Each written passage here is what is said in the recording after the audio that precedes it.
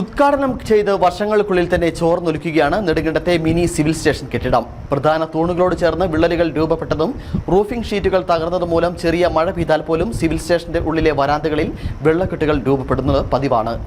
ടൈലുകളിൽ വെള്ളം കെട്ടിനിൽക്കുന്നത് അപകടങ്ങൾക്ക് കാരണമാകുന്നതോടൊപ്പം കെട്ടിടത്തിനുള്ളിൽ ഈർപ്പം നിറയുന്നത് ജീവനക്കാരെയും ഇവിടെയെത്തുന്ന പൊതുജനങ്ങളെയും ബുദ്ധിമുട്ടിലാക്കുകയും ചെയ്യുന്നുണ്ട്. 2013 പ്രവർത്തനം ആരംഭിച്ച നെടുങ്കണ്ടത്തെ മിനി സിവിൽ സ്റ്റേഷൻ കെട്ടിടം 3 വർഷം മുമ്പ് ചോരാൻ തുടങ്ങിയിരുന്നു.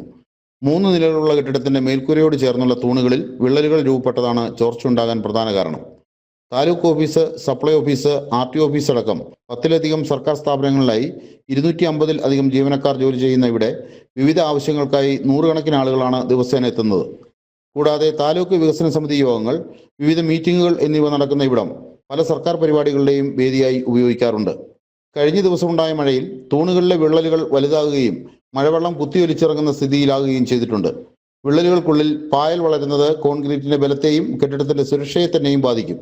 ഇതുകൂടാതെ കെട്ടിടത്തിന്റെ നടുമുറ്റത്തിന് മുകളിൽ ഇട്ടിരിക്കുന്ന റൂഫിംഗ് ഷീറ്റും പുറത്തേക്കുള്ള ജനലുകളും തകർന്നതോടെ മഴവെള്ളം നടുമുറ്റത്തേക്കും 3 നിലകളിലെയും വരാന്തകളിലേക്കും ഒഴുകിയിറങ്ങുകയും ചെയ്യുന്നുണ്ട്. മിനുസമുള്ള ടൈലുകൾ വിരിച്ച വരാന്തകളിൽ വെള്ളം കെട്ടി നിൽക്കുന്നത് അപകടങ്ങൾക്ക് കാരണമാകും. കൂടാതെ കെട്ടിടത്തിനുള്ളിൽ ഈർപ്പം നിറയുന്നത് ജീവനക്കാരെയും ഇവിടെ എത്തുന്ന പൊതുജനങ്ങളെയും ബുദ്ധിമുട്ടിലാക്കുന്നുണ്ട്. ഇക്കാര്യം ജീവനക്കാർ മുമ്പ് പലതവണ അധികാരികളുടെ ശ്രദ്ധയിൽപ്പെടുത്തിയിരുന്നെങ്കിലും നടപടിയുണ്ടായില്ല.